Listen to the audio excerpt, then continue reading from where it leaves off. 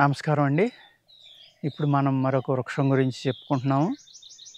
మీ అందరూ pen, book తీసుకొని ready అవ్వండి. ఇది అందరికీ తెలిసిన వృక్షం ఇది.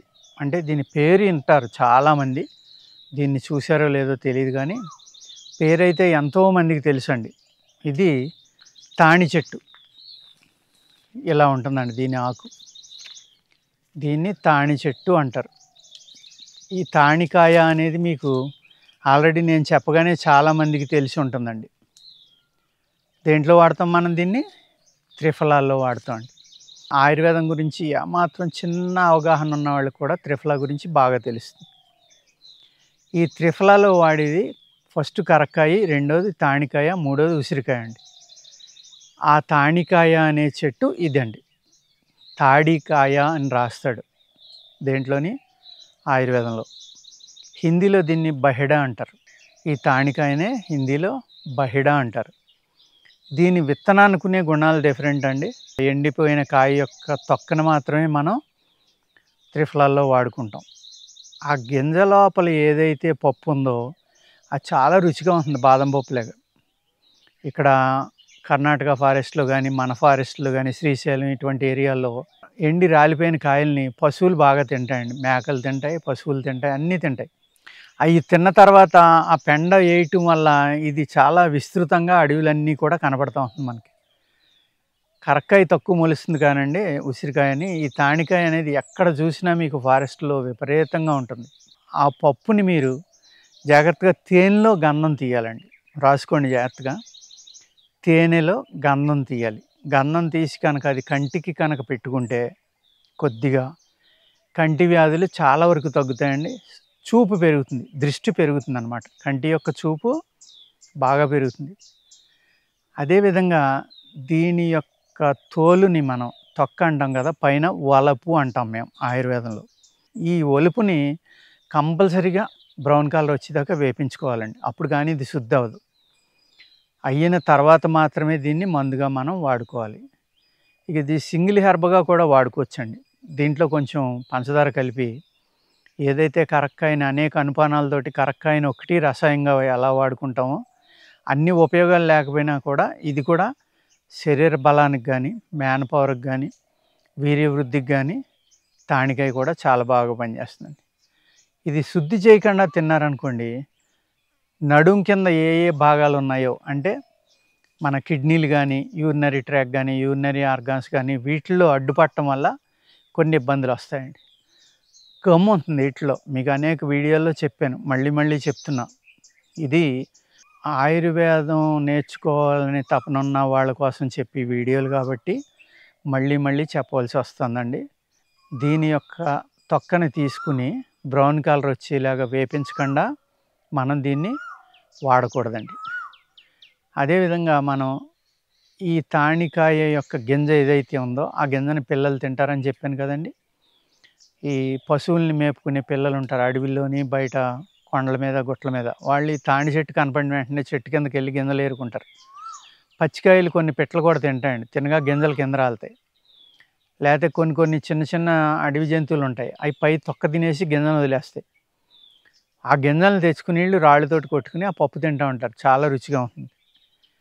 ఆ పప్పుని మీరు తేనెలో కనుక అరగదీసి కంటికి కాటికిలాగా పెట్టుకుంటే కంటి యొక్క చూపు బాగా పెరుగుతుందండి. అంటే దృష్టి చాలా బాగా పెరిగి కంటి యొక్క లైట్గా ఉన్న పొరలు ఏమన్నా ఉంటే అవి కరిగిపోవడానికి కూడా ఇది చాలా బాగా పనిచేస్తుందండి. ఏ అయితే ఉపయోగపడతాయో కరక్కాయ, తాళికాయ, ఉసిరికాయని ఓన్లీ త్రిఫలా కిందే కాకుండా అనేక రకాలైన ఈ ఔషధ గుణాలు ఈ చెట్లలో ఉన్నాయండి. ఈ గింజ చెప్పాను కదండి, కంటిలో పెట్టుకుంటే కంటి వ్యాధులు తగ్గుతాయని. అదేవిధంగా ఇది రోజు తులం తింటే నిద్ర కూడా బాగా వస్తుందండి. లైట్గా మొత్తం ఉంది ఇందులో.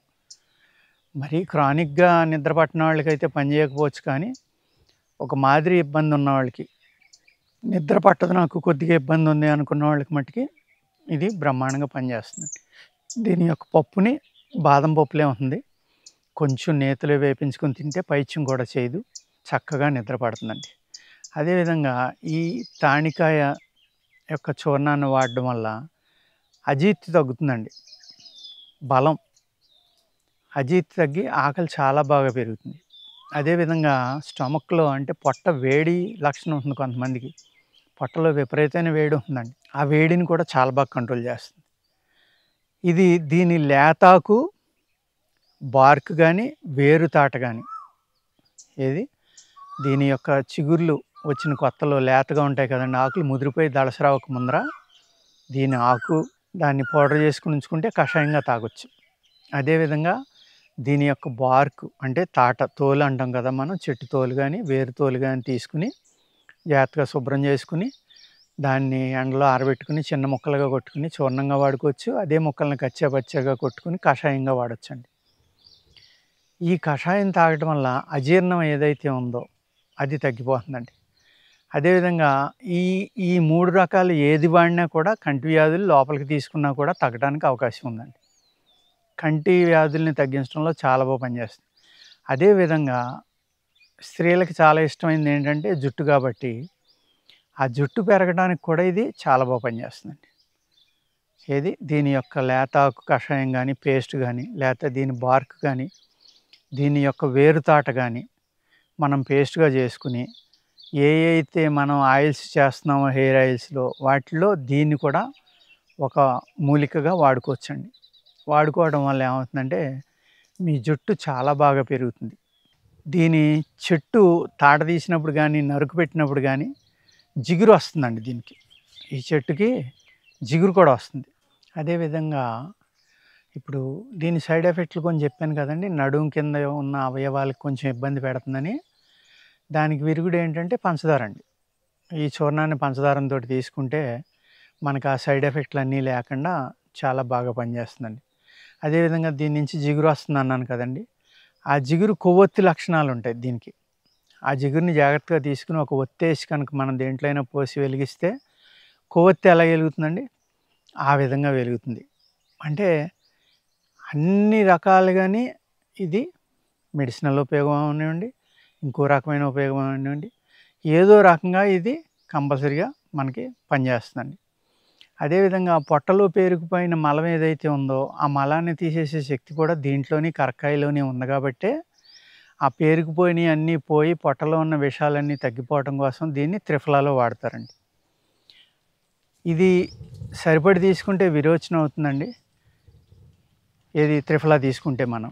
కానీ ఈ తానికాయని విరోచనాలు ఆగటానికి కూడా వాడుకోవచ్చండి. దీన్నేంటంటే మనం ఓన్లీ సింగిల్‌గా తీసుకుంటే గనక త్రిఫలాతోటి కాకుండా నీళ్ళ విరోచనాలు ఆగటానికి కూడా ఇది పనిచేస్తుందండి. అంటే మూడాటిల్లోని కలిపితే ఇది విరోచన ఔషధం కింద పనిచేస్తుంది. ఒక్కదాన్ని వాడితే విరోచనాలు అవ్వడానికి కూడా ఈ తానికాయ అనేది పనిచేస్తుందండి. ఈ జాగ్రత్తగా ఈ వీడియోని చూసి మీరు అన్ని విషయాలు రాసుకొని, అవసరమైతే మళ్ళీ వెనక్కెళ్ళి ఆ వీడియోని చూసి రాసుకొని, ఈ విధంగా త్రిఫలాలో ఒకటైన తానికాయ, తాడి చెట్టు, దీన్ని తాడి చెట్టు అంటారు. బహిడా అని కూడా అంటారు హిందీలో. దీన్ని వాడుకుని మీరు చక్కగా, సుఖంగా, ఆరోగ్యంగా ఉండాలని కోరుకుంటూ నమస్కారం అండి.